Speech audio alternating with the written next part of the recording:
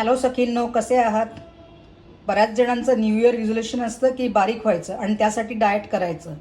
पण डाएट करताना पण आपल्याला हेल्दी फूड खायला लागतं. तर ते काय खायचं असा प्रश्न नेहमीच सगळ्यांना पडतो. तर त्यासाठी आज आपण इथे क्रंची काबुली चणे बनवणार आहोत. त्यासाठी मी इथे हे काबुली चणे रात्रभर सोक करून ठेवले होते. असे हे क्रंची काबुली चणे तुम्ही कधीही भूक लागली की स्नॅकिंग करू शकता. कारण आपण ह्यांना बेक करणार आहोत आणि त्यामुळे ते क्रंची होणार आहेत. त्यासाठी हे काबुली चणे व्यवस्थित मऊ होईपर्यंत कुकरमध्ये शिजवून घ्यायचे आहेत आणि आपल्याला 7-8 शिट्या द्यायच्या आहेत ह्या काबुली चण्यांना. या छोल्यांना कुकरमध्ये उकडून घ्यायचं आहे आणि 7-8 शिट्या देऊन त्यांना व्यवस्थित मऊ होईपर्यंत शिजवून घ्यायचं आहे.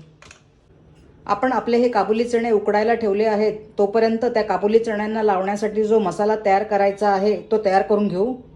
एका वाटीमध्ये आपण 1 टेबलस्पून जेवढं तेल घेऊ. मध्ये आता आपल्या बाकीचे मसाले टाकून घेऊ. हिंग टाकू. चिमूटभर हिंग आपल्याला इथे टाकायचं आहे. त्यानंतर अर्धा टीस्पून हळद टाकू.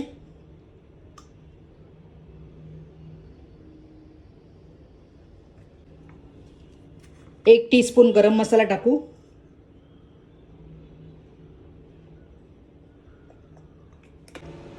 त्यानंतर इथे मी हा चाट मसाला घेतला आहे तो टाकू.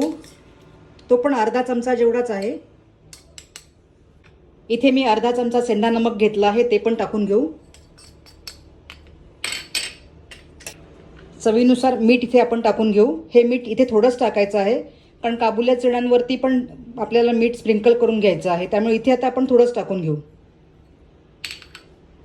सर्व जिन्नस हे तुमच्या आवडीनुसार तुम्ही कमी जास्त सुद्धा करू शकता. आता मी इथे थोडा मसाला पण टाकून घेते. 2 टेबलस्पून लाल तिखट टाकून घेऊ. यामध्ये अर्धा टीस्पून आमचूर पावडर सुद्धा टाकून घेऊ. हे सगळं मिश्रण आता व्यवस्थित ढवळून घेऊ. आपला हा मसाला रेडी झाला आहे. तुम्ही बघू शकता आपले काबुली चणे व्यवस्थित शिजले आहेत. दाबल्यानंतर हे असे व्यवस्थित शिजलेले असले पाहिजेत. इथे आपल्याला काबुली चण्यांना चाळणीवरती काढून त्यातलं पाणी निथळून द्यायचं आहे. काबुली चण्यांचं पाणी निथळल्यानंतर ते आपल्याला आता टिश्यू पेपरच्या सहाय्याने पुसून पण घ्यायचे आहेत.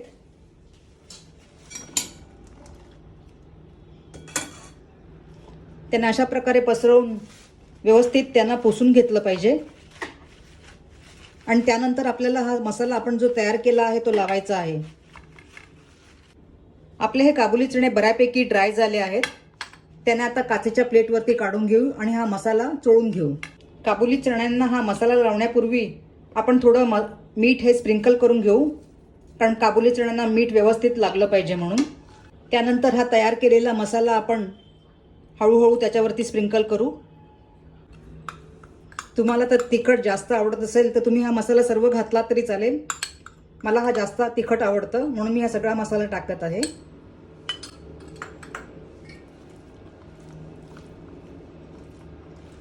आपण हे चणे बेक करणार आहोत. त्यासाठी आपण इथे असा हा बेकिंग ट्रे घेतला आहे आणि त्याच्यावरती बेकिंग पेपर टाकला आहे. त्यामध्ये हे व्यवस्थित आपल्याला हे चणे पसरवून घ्यायचे आहे.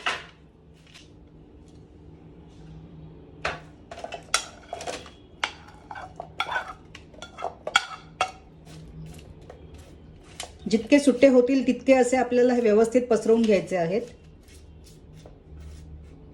तुमच्याकडे जर OTG नसेल तर अशा प्रकारचा पॅन असेल तर त्यामध्ये सुद्धा हे काबुली चणे बनवू शकता.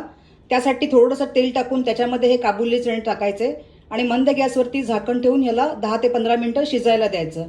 ते पण चवीला चविष्ट लागतात. बेक करायला टाकण्यापूर्वी थोडंसं मी ह्याच्यावरती चिली फ्लेक्स सुद्धा स्प्रिंकल करते आणि असे हे ऑरेगॅनो सुद्धा स्प्रिंकल करते.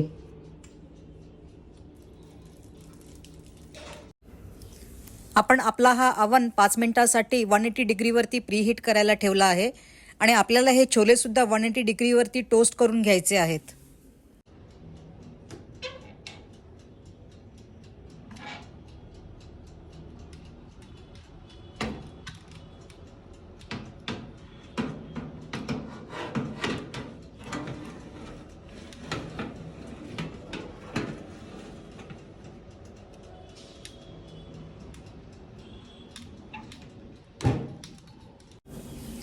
20 मिनिटासाठी आपल्याला हे टोस्ट करून घ्यायचे आहेत.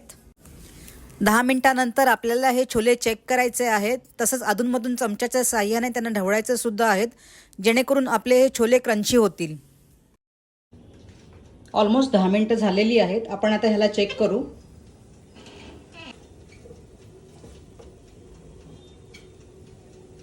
झालेले नाही आहेत, आपल्याला अजून थोडा वेळ ठेवायला लागणार आहेत. हे आपले हे छोले टोस्ट करायला ठेवून जवळजवळ 25 मिनिटं झाली आहेत आणि आपले हे छोले व्यवस्थित क्रंची पण झाले आहेत. 10 मिनिटानंतर आपण ह्याला प्लेटमध्ये काढून घेऊ.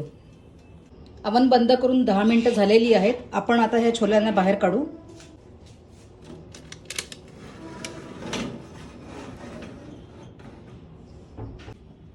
तुम्ही बघू शकता आपले छोले किती व्यवस्थित क्रंची असे झाले आहेत. आपण आता ह्यांना प्लेटमध्ये काढून घेऊ.